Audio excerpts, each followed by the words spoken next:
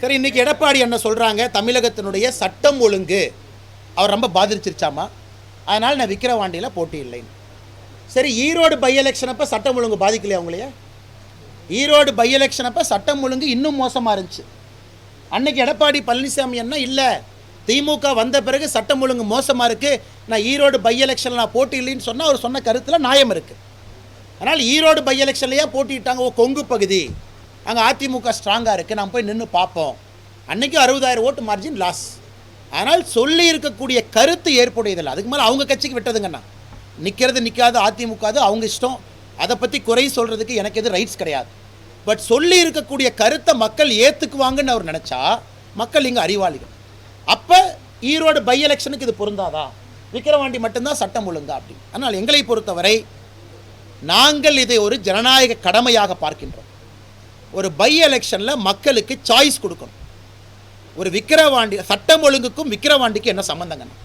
ஒரு கேண்டிடேட் நிற்கிறாங்க, இன்னொரு கேண்டிடேட், மக்கள் 3 கேண்டிடேட்டை பார்த்து ஓட்டு போடுறாங்க. இது பை எலெக்ஷனுடைய தன்மை. மக்களுக்கு ஓட்டிங் சாய்ஸ் கொடுக்குறோம். தோக்கிறது ஜெயிக்கிறது ரெண்டாவதுங்கண்ணா. அதனால் நான் அதிமுக விக்கிரவாண்டி தேர்தலை புறக்கணித்திருப்பது அவர்கள் சொன்ன கருத்தை மக்கள் ஏற்றுக்கொள்ளவில்லை என்பதைத்தான் நான் பிரதிபலிக்கிறேன்.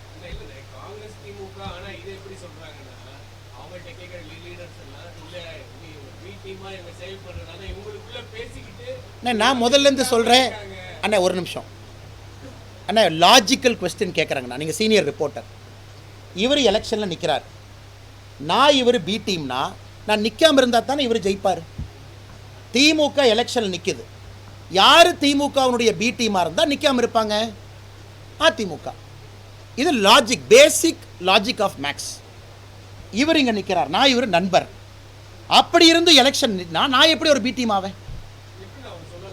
இல்லை, நான் சொல்கிறதுக்குண்ணே, சொல்கிறவங்கள தான் நீங்கள் கேட்கணும். அவங்க பி டீமாக அவங்க காட்டி கொடுக்கூடாதுன்னு சொல்லுவாங்கல்ல, எங்கள் அப்பா குதிரைக்குள் இல்லை அப்படிம்பாங்க கிராமத்தில், ஒழிச்சு வச்சுட்டு எங்கள் அப்பா இல்லை. இன்றைக்கி திமுக வந்து யார் இந்த எலெக்ஷனில் நிற்கலையோ அவங்க பி டீம்னு தமிழக மக்களுக்கு தெரிஞ்சிச்சு. தொடர்ந்து நாங்கள் சொல்கிறோம், எலெக்ஷன் நிற்கிறவங்க எப்படி பி டீம் ஆவாங்க? இதெல்லாம் புது லாஜிக்காக இருக்குது. அதனால் திமுக இருக்கக்கூடிய தலைவர்கள் சுய பரிசோதனை பண்ணிக்கணும். பி டீமாக இருக்கிறவங்க நிற்காமல் இருந்தால் தான் ஓட்டு ஸ்பிளிட்டாமல் அவங்களுக்கு வரும். நாங்கள் நின்னோம்னா ஓட்டு ஸ்பிளிட்டாக போது நாங்கள் ஜெயிக்க போகிறோம், எப்படி பி டீம் ஆகும்? ஆனால் இன்றைக்கி தமிழக மக்களுக்கு தெரிஞ்சிருச்சு, உண்மையாலுமே யார் யாருடைய பி டீம் என்பது மக்கள் புரிந்து கொண்டு விட்டார். எங்கள் கட்சி பற்றி பேசுறதுக்கு அவருக்கு ஏன் அவ்வளோ பதற்றம், தோல்வி பயம் அவங்களுக்கு? அதிமுக களத்திலிருந்து விலகி இருக்குது, நீ ஏன் பயப்படுற? அதிமுக பற்றி நீ ஏன் கவலைப்படுற? கவலைப்பட வேண்டியது நாங்கள்.